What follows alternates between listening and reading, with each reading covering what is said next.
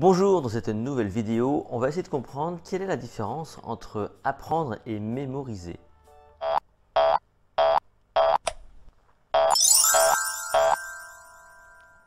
Je vous rappelle que vous pouvez télécharger une formation complète sur la mémoire sur mon site https://lessecret.com, c'est gratuit, il suffit juste de vous inscrire. Vous pouvez liker cette vidéo, la partager, vous pouvez activer les notifications, vous abonner à la chaîne YouTube. On va donc s'intéresser aujourd'hui à une différence fondamentale, c'est la différence entre apprendre et mémoriser. C'est vrai qu'on souvent on confond les deux, alors qu'en fait c'est pas du tout la même chose.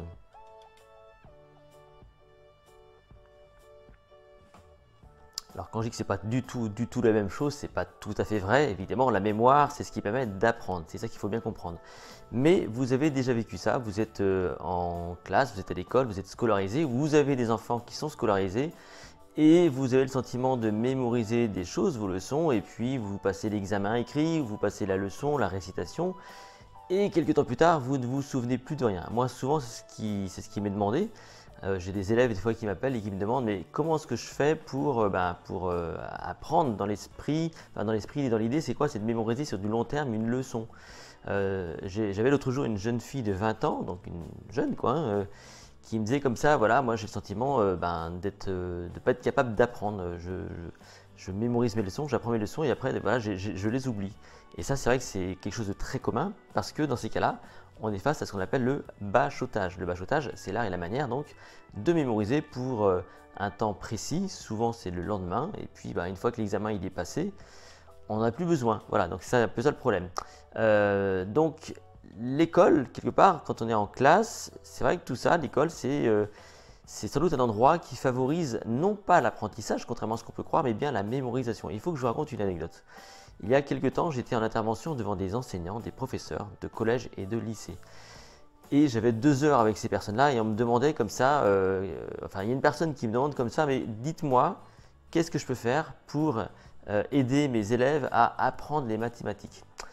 Et là, j'ai regardé cette personne et je lui ai demandé comme ça, mais est-ce que l'école est un lieu de mémorisation ou d'apprentissage? Et là, il y a eu un blanc parce que forcément, la question a sans doute un petit peu surpris.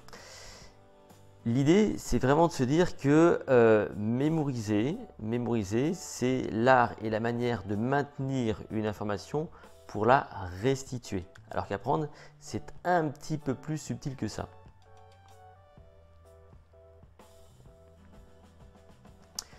Pour être tout à fait clair, on va distinguer les terminologies. On va parler d'encodage. L'encodage, c'est quand vous appliquez votre mémoire pour capturer l'information et la maintenir active dans une mémoire dite de travail.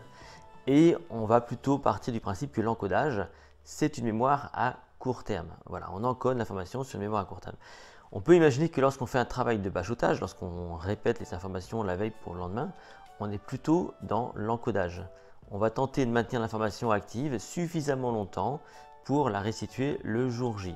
Maintenant, si vous voulez apprendre les choses, il faut donc appliquer les mémoires à long terme. Donc, la mémoire à court terme, l'encodage, c'est plutôt donc sur du court terme, comme je viens de le dire, et apprendre, c'est plutôt sur de la mémoire à long terme. Et pour que ça fonctionne, tout ça, eh bien, vous n'avez pas d'autre solution que de mettre en place tout un système de traitement de l'information. Ça veut dire quoi?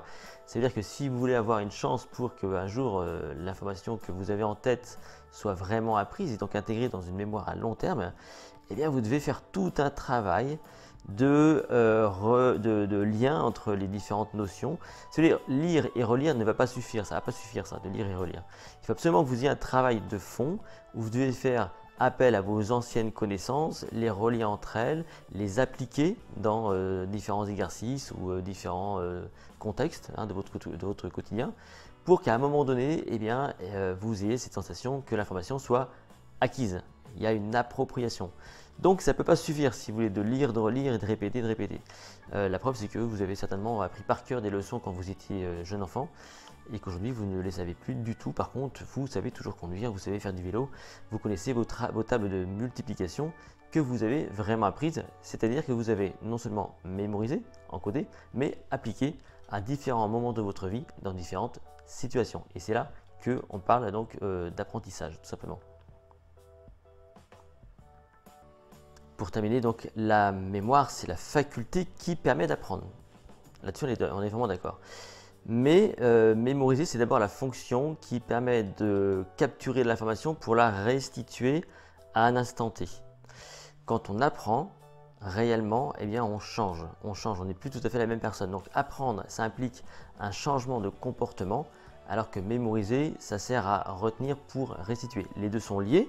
On va utiliser la mémoire pour apprendre, mais on a bien compris que apprendre demande un traitement plus profond, si vous voulez, que simplement donc mémoriser. Hein. C'est quand on voit un artisan, par exemple, travailler, ou quand vous-même vous travaillez et que vous exprimez un talent, ou quel qu'il soit, ou je sais pas, un talent ou une connaissance ou un savoir-faire, eh bien, vous avez vraiment appris. Donc, apprendre, ça veut dire qu'on implique littéralement dans différents contextes ce qu'on a mémorisé.